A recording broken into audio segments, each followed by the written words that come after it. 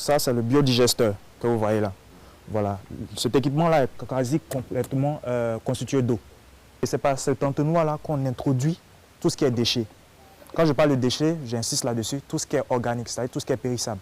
Les restes de nourriture, voilà, de la viande, tout ça. On y introduit cela ici, voilà, dans ce entonnoir-là. Et ça va directement, les déchets vont dans ce digesteur. Voilà. Une fois que dans le digesteur, les bactéries qui y sont aident à la décomposition de ces déchets-là. Et une fois que ces déchets sont décomposés, il va se produire une fermentation. Et cette fermentation-là va produire du gaz, du biogaz si vous voulez. Voilà. Et ce biogaz va être contenu dans la chambre à gaz que vous voyez au-dessus. Voilà. Une fois stocké là, il passe par le filtre à gaz. Une fois la valve ouverte, le gaz procède par cette canalisation. Il faut savoir que cette canalisation-là, on peut le mettre à 20 mètres de la cuisine. Une distance de 20 mètres. Voilà. Soit on peut le mettre sous terre comme vous le voyez ici, soit mettre dans un endroit à l'air libre, juste faire sortir là. Voilà. Et voici les gazinières qui sont là. En plus de cela, il en résulte de cela aussi un effluent à chaque fois qu'on y introduit des déchets qui va nous permettre d'être de l'engrais, des fertilisants. Voilà. Vous voyez un peu déjà, on a essayé de mettre un petit potager en place ici pour vous démontrer un peu comment ça se passe. La durée de vie du système, c'est de 10 ans. 10 ans, une fois que vous avez le système, vous l'exploitez jusqu'à 10 ans et à 10 ans, on le renouvelle.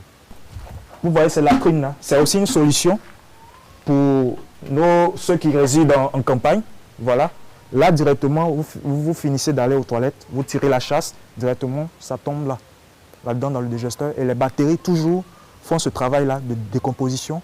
Et puisque c'est décomposé, il résulte toujours une fermentation. Et cette fermentation-là produit du biogaz. Vous pouvez voir, il y a du reste de la nourriture qui est à l'intérieur. Voilà, venez, vous pouvez bien voir. De la peau de manioc et tout. Voilà. On le ferme.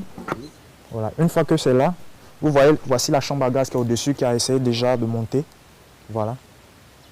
Normalement, la taille de la chambre à gaz, quand c'est fréquent, ça peut prendre la taille, même ça dépasse la taille de l'entonnoir. Voilà. Donc voilà, pour commencer déjà, on ouvre ici la valve. Vous voyez très bien, j'espère. Voilà. Une fois que c'est ouvert, on va passer directement à la cuisine.